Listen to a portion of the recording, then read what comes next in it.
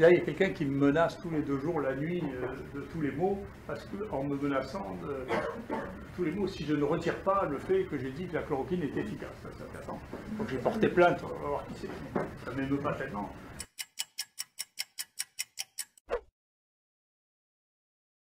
Il faut que les gens qui décident au moment se posent la question de ce qu'ils vont faire, qu'ils commencent à tousser, avoir de la fièvre, qu'ils ont été en contact avec quelqu'un qui a la maladie, est-ce qu'ils vont faire ce qu'on suggère de rentrer chez eux et d'attendre que ça passe jusqu'à ce qu'ils aient une détresse respiratoire, ou s'ils se font tester et être traités? C'est une vraie question. Les 3 pays qui ont dont la situation n'est pas contrôlée actuellement, c'est l'Italie, la France et l'Espagne. Donc c'est probablement pas des modèles.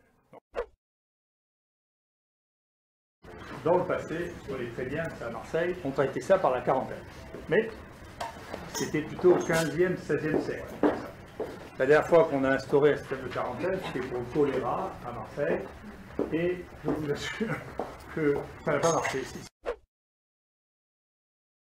La France a beaucoup de retard, hein. C'est une image que je montrais que je présentais hier. La France va être le 20e pays en termes de nombre de tests par habitant.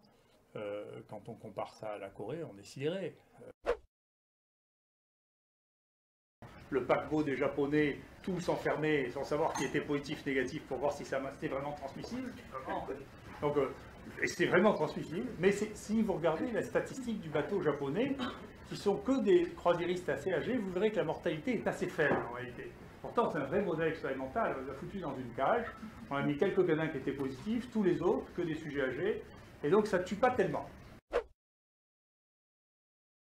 journalistes, ils pensent que on est scientifique comme on est footballeur. Et moi, je ne suis pas spécialiste de football, hein, mais je sais bien qu'ils ne sont pas égaux, les footballeurs. Hein, donc, d'ailleurs, ils ne sont pas du tout payés. La différence, c'est que nous, on est tous payés pareil. Mais les footballeurs, s'ils ne sont pas payés le même prix, c'est probablement avec une différence de qualité entre les footballeurs, quand même. Hein. Donc, si vous croyez vraiment que le footballeur qui joue en réserve chez les amateurs ici est aussi bon que Mbappé ou Pogba, je pense que vous vous trompez. Voilà. Mais j'ai l'impression que les journalistes savent ça pour les footballeurs, mais qu'ils ne savent pas ça pour les scientifiques.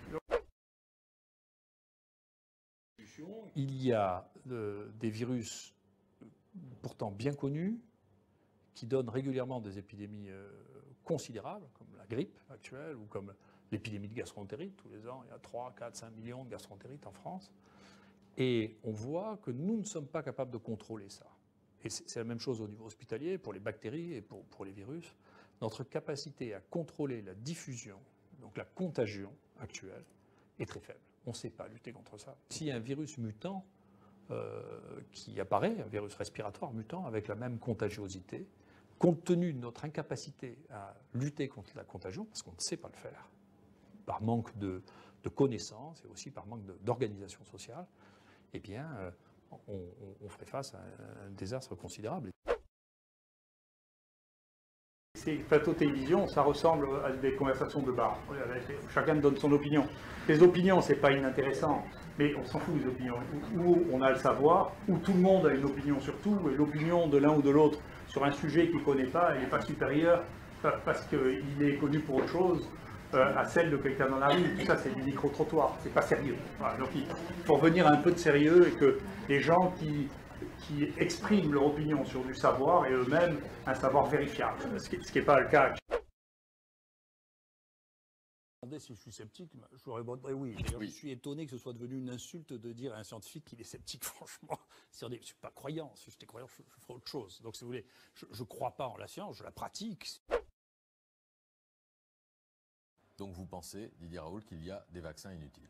Je pense que depuis un certain temps, non seulement c'est inutile, mais heureusement c'est plus dangereux parce que depuis un an, l'OMS a enfin récusé le vaccin contre la poliomyélite vivant. Bien sûr, je pense que le vaccin contre la poliomyélite est un vaccin qui est devenu inutile depuis très longtemps. Vous savez combien il y a de cas de poliomyélite autochtone en Europe depuis 40 ans? Oui. 0.